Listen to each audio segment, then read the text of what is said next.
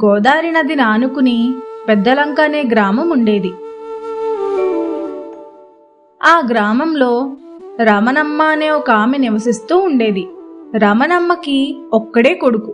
రమణమ్మ భర్త ఆ ఊర్లోనే చిన్న చిన్న పనులు చేసుకునేవాడు. కానీ ఒక్క రూపాయి కూడా ఇంట్లో ఇచ్చేవాడు కాదు. పాపం రమణమ్మే ఇళ్లలో పని చేయడానికి వెళ్ళేది. ఆ వచ్చిన డబ్బులతో కొడుకుని భర్తని పోషించుకుంటూ ఉండేది. ఒకరోజు, ఏవయ్యా, నీ కొడుక్కి ఈ సంవత్సరం పెళ్లి చేసే ఉద్దేశం ఉందా లేదా? వాడు ఏ బాధ్యత లేకుండా నీలాగే తిరుగుతున్నాడు. పెళ్లి చేస్తే వాడు ఒక దారికి వస్తాడేమో. ఇప్పుడు పెళ్ళంటే వాడికి పిల్లని ఎవరిస్తారు? నువ్వే చెప్తున్నావు వాడికి ఏ పని పాట లేదని. అలాంటి వాడికి పిల్లనివ్వడం అంటే మాటలా? ఇప్పుడు వాడు అమ్మాయిని ఏం పెట్టి పోషిస్తాడు చెప్పు? ఇప్పుడు నేను పోషించట్లేదు, అలాగే ఆ వచ్చిన పిల్లను కూడా పోషిస్తాను. ఆ అమ్మాయి తెలివైన పిల్లనుకో, వీడిని మార్చుకుంటుంది. సరే, అలాగే కాని. అయితే ఇప్పుడు సంబంధం కోసం వెతకాలి. వెతకాల్సిన పని లేదు. మా ఊరు కోటిపల్లిలో మా మేనమామ గారు ఉన్నారు కదూ, వాళ్ళ మనవరాలు ఉంది. పిల్ల బాగుంటుంది, తెలివైన పిల్ల, కుదుర్చుకుంటే బాగుంటుంది. నేను అడిగితే మా మేనమామ కాదనడు. మీరేమంటారు? సరే అయితే. అలా రమణమ్మ సూరయ్య కొడుక్కి సంబంధం చూసి పెళ్లి చేస్తారు. రమణమ్మ కోడల్ని ఇంటికి తెచ్చుకుంటుంది.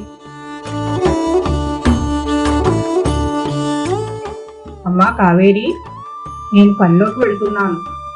నేను రావడానికి ఆలస్యం అయిపోతుంది. నువ్వు కొంచెం వంట చేసేయమ్మా. అలాగే అత్తయ్య, మీరు వెళ్ళిరండి, నేను వంట చేస్తాను. త్వరగా వచ్చేయండి. అలా కోడలికి వంట అప్పచెప్పి రమణమ్మ రోజూ పనిలోకి వెళ్ళిపోయేది. అందరిళ్ల దగ్గర పని చేసుకుని వచ్చేటప్పటికి రమణమ్మకి నీరసం వచ్చేది. అలా రోజూ పనికి వెళ్తూ ఆ వచ్చిన డబ్బులతో తన కుటుంబాన్ని పోషించుకుంటూ ఉండేది. అలా అత్తగారు పనిచేసి కుటుంబాన్ని పోషించడం, ఈ ముగ్గురు కూర్చుని తినడం కావేరికి నచ్చేది కాదు. ఒకరోజు, ఏమండి, మిమ్మల్ని ఒక మాట అడుగుతాను, ఏమీ అనుకోరు కదా? నేనేమీ అనుకోను గాని అడుగదేంటో. మరేమీ లేదండి, అత్తయ్య గారు ఒక్కరే కష్టపడి పని చేస్తున్నారు, ఇంటి మొత్తాన్ని పోషిస్తున్నారు. మావయ్య గారు గాని మీరు గాని ఏ పని చేయడం లేదు. అత్తయ్య గారైనా ఎన్ని రోజులని పోషిస్తారు చెప్పండి? పోనీ నేను వస్తాను అత్తయ్య గారు, మీకు సహాయంగా ఉంటుంది అంటే ఒప్పుకోవడం లేదు. కనీసం మీరైనా ఏదో ఒక పని చేసుకోండి.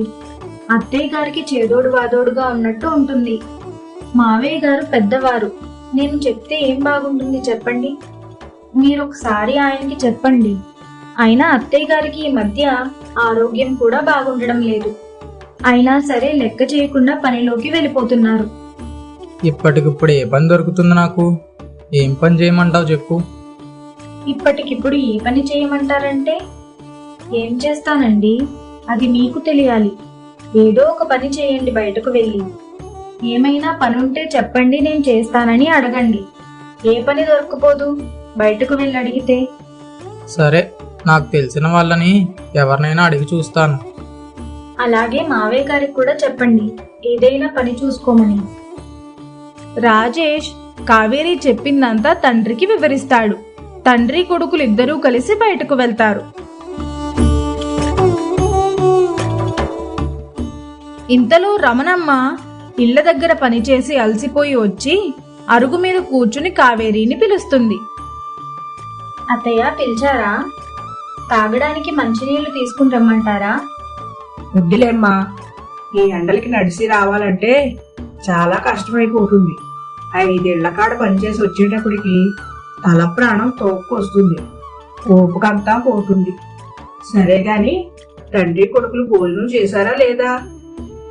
ఇంకా చేయలేదు అత్తయ్య, బయటకు వెళ్ళినట్టున్నారు, ఇంకా రాలేదు. నేను వాళ్ళ గురించి ఎదురు చూస్తున్నాను. ఎక్కడో తిరుగుతూ ఉంటారు తండ్రి కొడుకులు, భోజన సమయానికి వచ్చేస్తారులే. ఇదిగో అమ్మా, ఈ చేపల పులుసు లోపల పెట్టు. చేపల పులుసు ఎవరిచ్చారు అత్తయ్య? చాలా కమ్మటి వాసన వస్తుంది. వాసన చూస్తుంటేనే గుమగుమలాడిపోతుంది. సూర్యరావు గారు ఉన్నారు కదూ, అదే నేను పనిచేసే ఇళ్లలో ఒక ఆయన. వారు ఈ రోజు గోదావరి గట్టుకాడ పులుసు చేపలు పట్టారట. సూర్యరావు గారు చాలా రేటు పెట్టి ఒక పులుసు చేప తెచ్చారు. ఆ చేపను చేసి కూర వండమన్నారు. సూర్యరావు గారు ఎప్పుడు పులుసు చేప తెచ్చినా నన్నే వండమంటారు. నేను వండి ఇస్తూ ఉంటాను వాళ్ళకి. వచ్చేటప్పుడు నాకు కాస్త కూర వేసి ఇస్తారు. వాళ్ళకి నా చేతి చేపల పులుసు అంటే చాలా ఇష్టం. వీళ్ళే కాదు, నేను పని చేసే ప్రతి చోట నా చేతే చేపల పులుసు వండించుకుంటూ ఉంటారు. గోదావరిలో ఎర్రనీరు వచ్చిందంటే నాకు ఖాళీ ఉండదమ్మా. అవునా అత్తయ్య? నిజమే, కూర చూస్తేనే తెలిసిపోతుంది. సరే అత్తయ్య, లోపలికి రండి, భోజనం వడ్డిస్తాను. తింటానేమ్మా. మావయ్య గారు అబ్బాయి వచ్చాక అందరూ కలిసి తిందాం. అదిగో మన మాటల్లోనే వచ్చేసారు. కావేరి, ఇంకా అన్నం వడ్డిచ్చేయమ్మా. అలాగే అత్తయ్య. ఎక్కడికి వెళ్ళారా తండ్రి కొడుకులు? ఇద్దరు బాగా అలసిపోయి వచ్చినట్టున్నారు. ఏరా రాజేష్, నానా నువ్వు ఎక్కడికి వెళ్ళారు? ఎక్కడికి వెళ్ళలేదమ్మా, అలా ఊర్లోకి వెళ్ళొచ్చామంతే. అత్తయ్య, మావయ్య గారు, భోజనం వడ్డిచ్చేస్తాను. భోజనం చేదురు గాని రండి. ఏమండి, మీరు కూడా. అలా అందరూ కూర్చుని భోజనం చేస్తారు. కావేరి కాస్త చేపల పులుసు అన్నంలో వేసుకుని కలుపుకుని తింటుంది. కావేరికి ఆ చేపల పులుసు ఎంతో రుచిగా అనిపించింది. అప్పుడు అత్తగారితో ఇలా అంటుంది. అబ్బా, ఎంత రుచిగా ఉందో చేపల పులుసు. ఇలాంటి చేపల పులుసు నేను ఎప్పుడూ తినలేదు. అందుకే అందరూ మీ చేత వండించుకుంటున్నారు. అవునమ్మా, మీ అత్తయ్య చేతి చేపల పులుసు అంటే చచ్చిపోయిన ప్రాణం కూడా లేచొస్తుంది. అంత బాగా వండుతుంది చేపల పులుసు. ఈ ఊరిలో చాలా మందికి అత్తయ్యే చేపల పులుసు చేసి పెడుతూ ఉండేది. అందరూ ఇంటికొచ్చి మరీ తీసుకెళ్లేవారు అత్తయ్యని చేపల పులుసు వండించుకోవడానికి. ఇప్పుడంటే తగ్గిపోయింది మీ అత్తయ్య. ఇప్పుడు వండుతానన్న చాలా మంది తీసుకెళ్తారు మీ అత్తయ్యని చేపల పులుసు వండించుకోవడానికి. అత్తయ్య మానేశాక ఈ ఊర్లో ఎవ్వరూ సరైన చేపల పులుసు తినలేదని అంటారు. అంత పేరుంది మీ అత్తయ్యకి ఈ ఊర్లో. రమణమ్మ చేపల పులుసు అంటే తెలియని వాళ్ళే ఉండరు. ఇప్పుడంటే ఒంట్లో ఓపిక లేక తగ్గించేసింది. ఇప్పుడు మళ్ళీ వండుతానందనుకో, మళ్ళీ వచ్చి అత్తయ్య చేత చేపల పులుసు వండించుకోవడానికి అందరూ సిద్ధమే. నిజమే మావయ్య గారు. పొగిడింది చాలు గాని త్వరగా తినండి. అలా అందరూ భోజనం చేశాక బయట అరుగు మీద కూర్చుని కాసేపు మాట్లాడుకుని ఎవరి గదిలోకి వాళ్ళు వెళ్లి పడుకుంటారు. అప్పుడు కావేరి భర్తతో ఇలా అంటుంది. అవునండి, ఇందాక మీ నాన్నగారు మీరు కలిసి వెళ్లారు కదా, పని చూసుకోవడానికా? ఎక్కడైనా పని దొరికిందా లేదా? చూసాం, కానీ ఎక్కడా పని దొరకలేదు. తెలిసిన వాళ్ళకి చెప్పొచ్చాం, ఎక్కడైనా పని ఉంటే చూడమని. చూసి చెప్తామన్నారు. ఈ రోజంతా తిరుగుతూనే ఉన్నాం, పని ఎక్కడన్నా దొరుకుతుందేమోనని. నాన్నకైతే చెప్పాను, అమ్మ ఒక్కదే కష్టపడుతుంది, ఇక నుంచి మన ఇద్దరం కూడా కష్టపడాలని చెప్పాను. మరి మీ నాన్నగారు ఏమన్నారు? సరే చూద్దామన్నారు. రేపు ఉదయం మాట్లాడతాను మళ్ళీ, ఏమంటారో చూద్దాం. సరే పడుకో, చాలా పొద్దుపోయింది. తెల్లవారుతుంది. రమణమ్మ లేచి తన కాలకృత్యాలన్నీ తీర్చుకుని రమణమ్మ పనిలోకి వెళ్ళిపోతుంది. కావేరి లేచి ఇంటి పనంతా చేసుకుంటుంది. రాజేష్ వాళ్ళ నాన్న ఇద్దరూ కలిసి బయటకు వెళ్తారు. వెళ్లే దారిలో ఇద్దరూ ఇలా మాట్లాడుకుంటూ ఉంటారు. నాన్న, పని గురించి అడిగాను కదా నిన్న, దాని గురించి ఏం ఆలోచించావు? ఏం ఆలోచించడం రా, నేనేదో పని చేసుకొని నా ముందుకు డబ్బులు నేను సంపాదించుకుంటున్నాను. పొట్టకి ఎంత తిండి అయితే మీ అమ్మ తెచ్చి పెడుతుంది. ఇంకేం చెయ్యాలి చెప్పు? ఏదో నా ముందుకు నేను సంపాదించుకుంటున్నాను. నువ్వు అది కూడా సంపాదించడం లేదు. నువ్వు చూసుకోరా పని. అందుకే కదా నాన్న నేను పని చూసుకుంటున్నాను. మనిద్దరం కలిసి పనిచేశామంటే అమ్మని కూర్చోబెట్టి చూసుకోవచ్చు. ఎన్నాళ్ళని మన కోసం అమ్మ కష్టపడుతుంది. పాపం రోజు పనిలోకి వెళ్ళొస్తుంది. ఇంటికొచ్చేసరికి బాగా అలసిపోతుంది. మనం పనిలోకి వెళ్ళకపోతే కావేరి పనిలోకి వెళ్తానంటుంది నాన్న. తనని పనికి పంపిస్తే బాగుంటుందా? నీకే చెడ్డ పేరు వస్తుంది. అందుకనే మనిద్దరం కలిసి ఏదైనా పని చేద్దాం. అప్పుడు అమ్మ కూడా సంతోషిస్తుంది. అమ్మ ఒకతే పనిచేసి మన ముగ్గురిని పోషించాలంటే చాలా కష్టం నాన్న. కావేరి నన్ను పనిలోకి వెళ్ళమని చెప్పింది. మీరు వెళ్ళకపోతే చెప్పండి, నేను వెళ్తానని కరాఖండిగా చెప్పేసింది నాతోటి. ఇంటి కోడలు పనిలోకి వెళ్తే మనకే పరువు తక్కువ. ఇంకేం చేస్తాం, ఏదో ఒక పని చేసుకోవడమే. ఇలా చేస్తేనైనా మీ అమ్మ కాస్త సుఖపడుతుందేమో. పాపం ఇన్నాళ్ళు దాన్ని బాధ పెట్టాను. నిన్న సత్తిగాడికి చెప్పాను ఏమైనా పనుంటే చూడమని. వాడు చూస్తానని చెప్పాడు. ఈరోజు వెళ్ళి వాడిని కలుద్దాం ఒకసారి. సరే అయితే పద, ఇంకెందుకు ఆలస్యం. అలా తండ్రి కొడుకులిద్దరూ కలిసి సత్తిబాబు దగ్గరకు వెళ్తారు. సత్తిబాబు వాళ్ళిద్దరికీ మూటలు మోసే పని ఇప్పిస్తాడు. అలా తండ్రి కొడుకులిద్దరూ రోజంతా మూటలు మోసి సాయంత్రం డబ్బులు తీసుకుని ఇంటికి వెళ్తారు. కావేరి, ఓయ్ కావేరి, ఓ చెంబుతో మంచినీళ్ళు పట్టుకొనరా. చాలా దాహం వేస్తుంది, త్వరగా తీసుకురా. కావేరి తన భర్త మాట విని చెంబుతో నీళ్లు తీసుకువచ్చి ఇస్తుంది. రాజేష్ నీళ్లు తాగి ఇలా అంటాడు. అమ్మో, చాలా ఎండలుగా ఉన్నాయి. ఒకటే ఒక్కపోతా. ఈ ఎండలో పనికి వెళ్తే ఇంకేమైనా ఉందా? ఒళ్ళంతా నీరు కారిపోతుంది. చూడు చెమట్లు ఎలా పట్టేశాయో. ఇంతకీ మీరు ఎక్కడికి వెళ్ళారండి ఈరోజు? అంత చెమటలు పట్టేసేలా ఏం చేశారు? ఏమిటి ఒళ్ళంతా తడిసిపోయింది? ఈరోజు పనిలోకి వెళ్ళాము, నాన్న నేను కలిసి. అవునా? నిజంగానా అండి? ఏం పని కుదిరిందేంటి? అదే కనకమ్మ కొడుకు సత్తిగాడు ఉన్నాడు కదా, వాడు చేసే ధాన్యం కొట్లో మూటలు మోసే పని ఇప్పించాడు. పోనీలేండి, ఏదో ఒక పనిలో కుదిరారు, సంతోషం. మీ నాన్నగారికి కూడా మూటలు మోసే పనేనా? అవును, మా నాన్న కూడా మూటలు మోసే పనే. మరి మీ నాన్నగారు మూటలు మొయ్యగలుగుతున్నారా లేదా? మా నాన్నకి కొంచెం కష్టంగానే ఉంది. మూటలు పైకి ఎత్తలేకపోతున్నారు. కొన్ని రోజులు చెయ్యండి. కష్టంగా ఉంటే అప్పుడు మానేసి వేరే పని ఏదైనా వెతుక్కుందురు గాని. అలా వాళ్ళిద్దరూ మాట్లాడుకుంటూ ఉంటారు. రోజు తండ్రి కొడుకులిద్దరూ మూటలు మోసే పనిలోకి వెళ్తారు. అలా రోజులు బాగానే గడుస్తాయి. ఒకరోజు, అమ్మా కావేరి, ఈ రోజు వంట చేయకు. మా ఊరు పెద్దరాజు గారు ఉన్నారు కదా, వారి ఇంట్లో ఈ రోజు భోజనాలు ఉన్నాయి. వాళ్ళు మనందరికీ భోజనం పెట్టిస్తానన్నారు. నేను వచ్చేటప్పుడు తీసుకొస్తాను. తొందరగా వచ్చేస్తాను. మావయ్య వచ్చాక పెద్దరాజు గారి ఇంటికి రామన్నానని చెప్పు.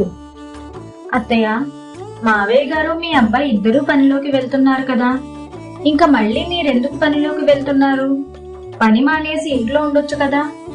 పనిలోకి మానేస్తే రోజులు గడవద్దు. మావయ్య నా కొడుకు పనిలోకి వెళ్తున్నారు కదా అని నేను పని మానేసి ఇంట్లో కూర్చుంటే కుదరదమ్మా. వాళ్ళ పని ఒక రోజు ఉంటుంది, ఒక రోజు ఉండదు. అలాని వాళ్ళ మీద నమ్మకం పెట్టుకుంటే కుదురుతుందా? అదేమన్నా మన సొంత పని రోజు ఉంటుంది అనుకోవడానికి? పని ఉంటే పండగ, లేకపోతే పస్తులు ఉండాలి. అందుకేనమ్మా రోజు మానకుండా పనిలోకి వెళుతుంది. నాకు మట్టుకు కూర్చోవాలని ఉన్నదా చెప్పు? సరే అత్తయ్య, మీరు వెళ్ళిరండి, వచ్చాక మాట్లాడుకుందాం. అలా రమణమ్మ పెద్దిరాజు గారి ఇంటికి పనికి వెళ్ళి సాయంత్రానికి పనంతా ముగించుకుని అన్నం కూర ఇంటికి తీసుకుని వస్తుంది.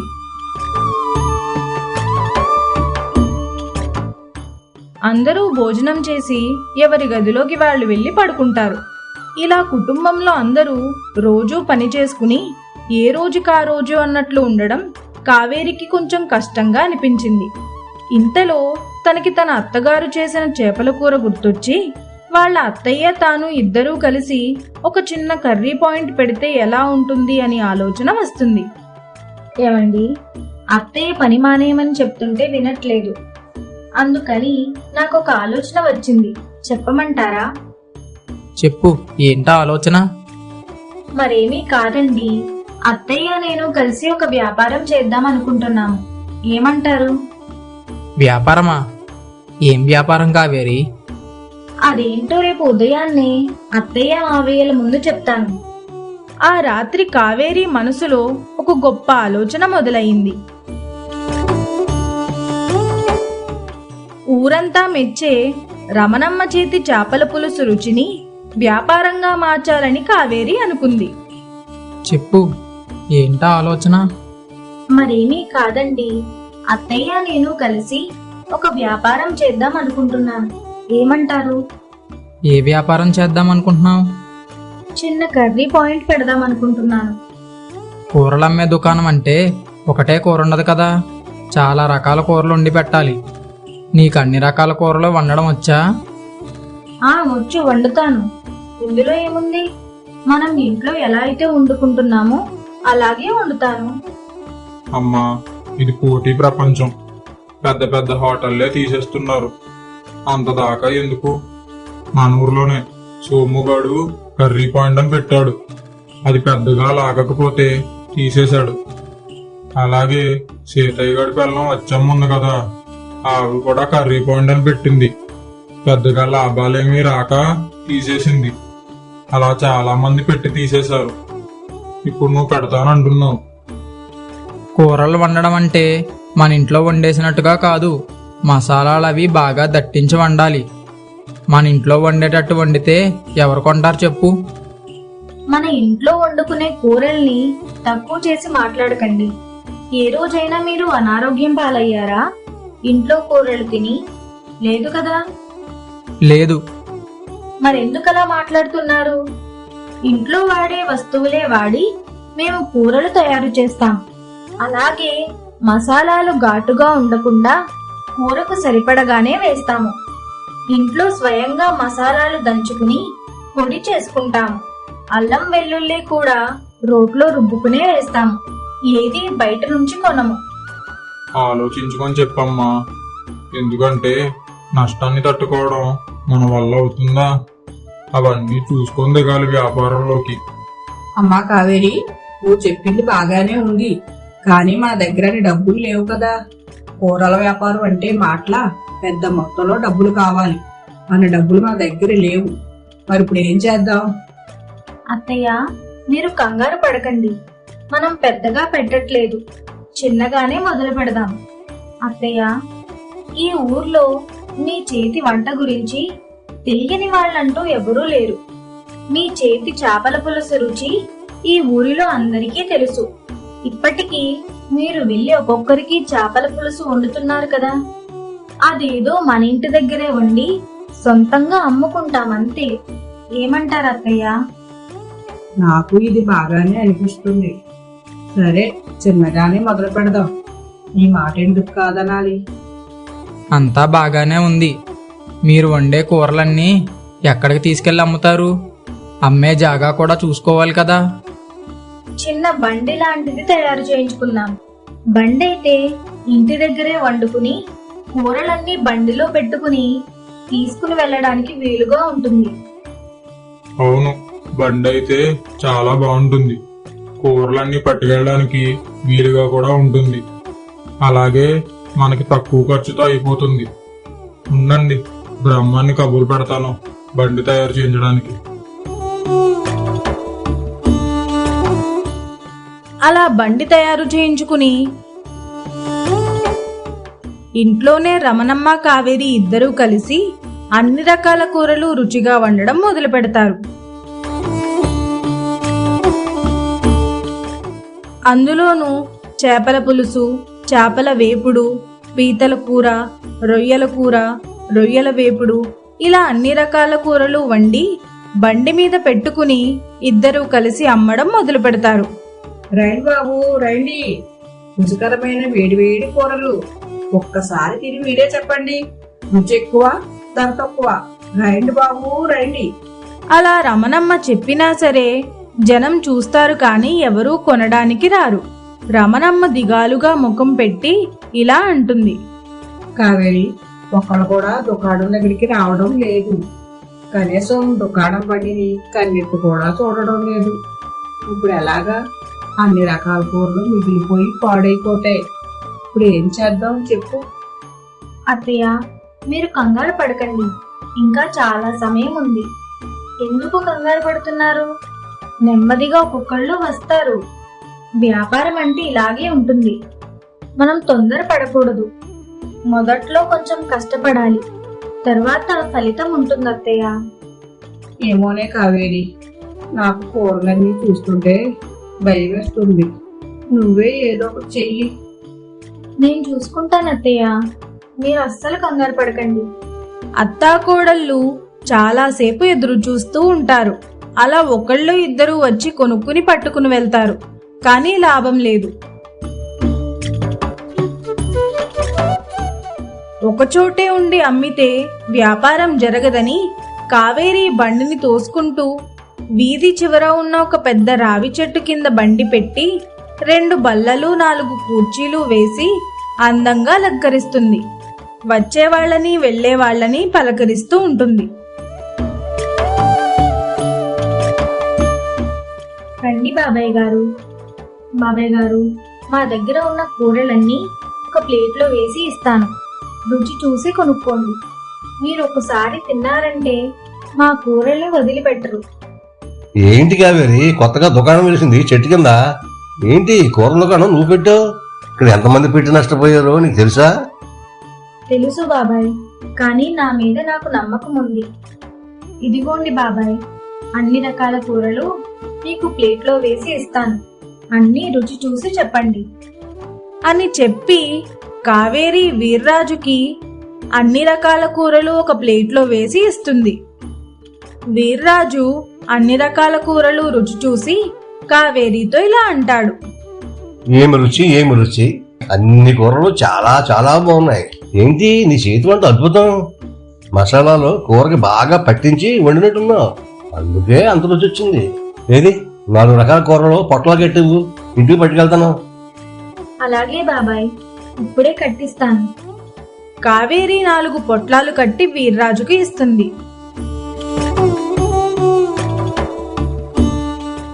అలా కావేరి రమణమ్మ వెళ్లి వచ్చే వాళ్ళని పిలుస్తూ కూరలు అమ్మడం మొదలు పెడతారు. ఇంక సాయంత్రానికి అన్ని కూరలు అమ్మేసి ఇంటికి వెళ్ళిపోతారు.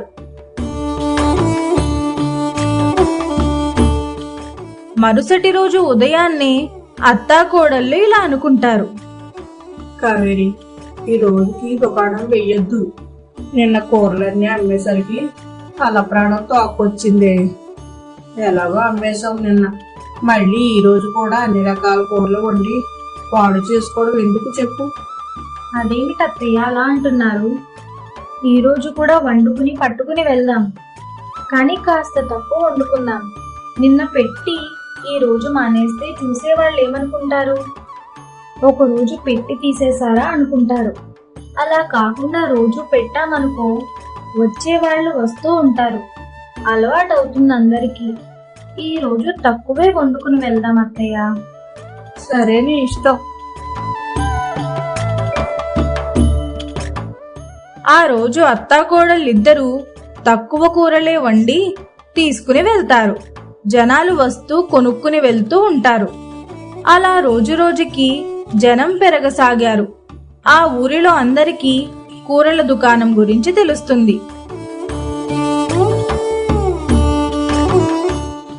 అదే ఊరిలో ఉంటున్న బుల్లబ్బాయికి రమణమ్మ కూరల దుకాణం పెట్టిందని తెలిసి అది చూడడానికి వెళ్తాడు.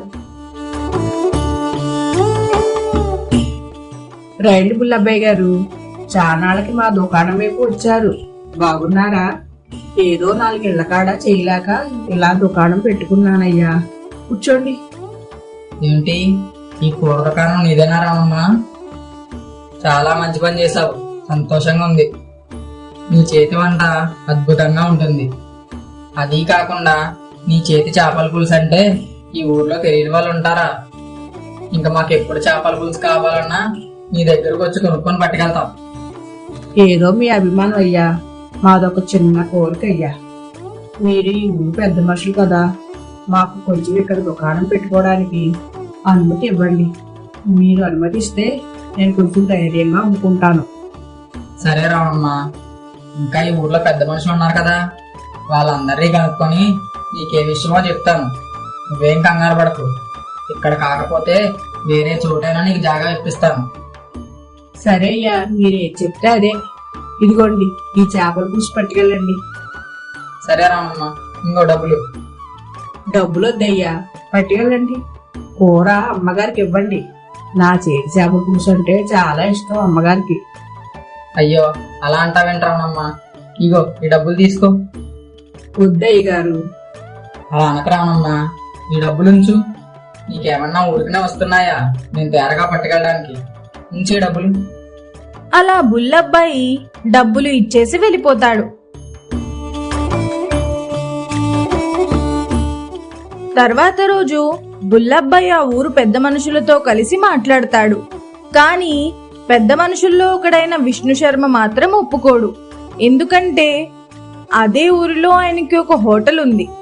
రమణమ్మకు జాగా ఇస్తే తనకి ఎక్కడ నష్టం వస్తుందో అని అనుకుని ఇలా అంటాడు. అది అలాగేస్తాం బుల్లబ్బాయి గారు, అది ఊరు స్థలం, దీనికి మేము ఒప్పుకోం. మీరందరూ అలా చూస్తారండి, చెప్పండి. అవును బుల్లబ్బాయి గారు, అక్కడ పెడతాకి వీల్లేదు. ఇంకా బుల్లబ్బాయి ఏమీ చెయ్యలేక రమణమ్మ దగ్గరకు వెళ్లి ఇలా అంటాడు. రమణమ్మ, నేను పెద్ద మనుషుల్ని అడిగి చూశాను, కానీ వాళ్ళెవ్వరూ మీరు ఇక్కడ పెట్టుకోవడానికి ఒప్పుకోవట్లేదు. మరి ఇప్పుడు మేము ఎక్కడ పెట్టుకోమయ్యా దుకాణం? బయట ఎక్కడైనా దుకాణం అద్దెకు తీసుకుందామన్నా మాకు అంత స్తోమత లేదు. నువ్వేం కంగారు పడక రమణమ్మ, నా కాంప్లెక్స్ లో ఒక దుకాణం ఖాళీగానే ఉంది. ప్రస్తుతానికి అందులో పెట్టుకో. అయ్యా, మాకు ఇప్పుడు దుకాణం తీసుకుని అద్దె కట్టే అంత స్తోమత లేదయ్యా, మీకు తెలిసిందే కదా. నువ్వేం ఆలోచించక రమణమ్మ, నీ దగ్గర డబ్బులున్నప్పుడే నాకు అద్దె ఇవ్వు, సరేనా? అయ్యా, నా వల్ల మీకు ఎందుకు అంత శ్రమ? దీనిలో శ్రమ ఏముంది, ఏదో నేను చేయగలిగిన సాయం అని చెప్పి బుల్లబ్బాయి అక్కడి నుంచి వెళ్ళిపోతాడు. రమణమ్మ ఇంటికి వెళ్లి జరిగిందంతా ఇంట్లో వాళ్ళకి చెప్తుంది. అలా వాళ్ళు తోపుడు బండి నుంచి దుకాణంలోకి మారతారు. వాళ్ళకి మొదట్లో కొంచెం కష్టంగా అనిపించినా తరువాత వ్యాపారం బాగానే సాగింది. అలా 2 నెలల తరువాత బుల్లబ్బాయికి అద్దె కూడా ఇచ్చేస్తారు. అలా మెల్లగా వాళ్ళ వ్యాపారం అభివృద్ధి చేసుకుంటారు. బాధ్యతను ఇంకొకరి మీద నెట్టేస్తే జీవితం ఎప్పటికీ మారదు. మన కష్టాన్ని మనమే గుర్తించి మనలో ఉన్న ప్రతిభను నమ్మి ఒక అడుగు ముందుకు వేస్తే చిన్న ప్రయత్నమే పెద్ద విజయానికి దారితీస్తుంది. కష్టపడే మనిషికి తోడుగా నిలిచే కుటుంబం ఉంటే ఎలాంటి పరిస్థితినైనా మార్చుకోవచ్చు. ఇతరుల మీద ఆధారపడకుండా చేతనైనంత పని చేసుకుంటూ నిజాయితీగా ముందుకు సాగితే గౌరవం, ఆనందం, విజయం అన్నీ మన వెంటే వస్తాయి. ముఖ్యంగా మన కోసం కష్టపడుతున్న వారి బాధను అర్థం చేసుకుని వారి భారాన్ని పంచుకోవడమే నిజమైన కుటుంబ బాధ్యత. కష్టం ఎప్పటికీ వృధా కాదు. సరైన దిశలో చేసిన ప్రయత్నం తప్పకుండా ఒక రోజు ఫలితాన్ని ఇస్తుంది. మా వీడియో గనుక మీకు నచ్చినట్లయితే లైక్ చేయండి, షేర్ చేయండి, కామెంట్ చేయండి. మరిన్ని మంచి కథల కోసం మా ఛానల్ని సబ్స్క్రైబ్ చేసుకోండి.